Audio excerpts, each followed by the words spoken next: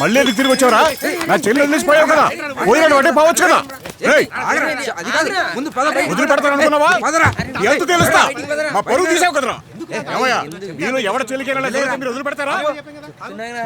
రెండో పెళ్లి చేసుకొచ్చాడా? ఏడి ఏడాడు మగతనం గల మగాడాడు. ఇలాంటివి మా రోజుల్లో సహజమే.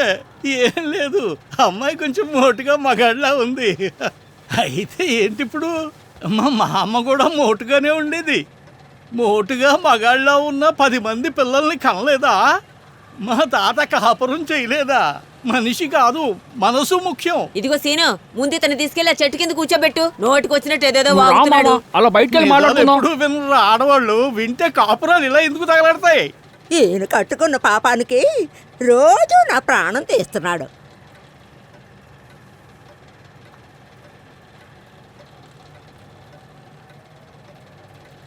మాణిక్యం, నువ్వు వెళ్ళి స్నానం చేసి రావయ్యా. మిగతా విషయాల తర్వాత మాట్లాడుకుందాం.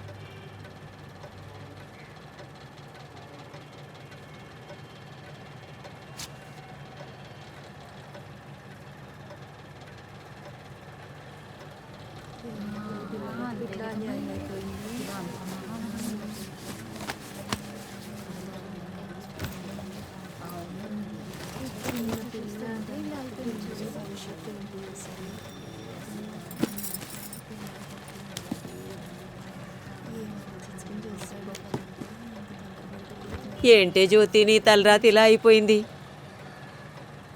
ఇష్టపడి చేసుకున్నందుకు ఇన్ని కష్టాలు అనుభవించాలా?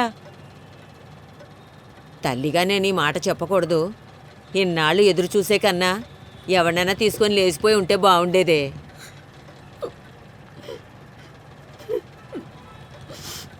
అమ్మా, దానికొకటి చీరి స్కూల్కి వెళ్ళడానికి.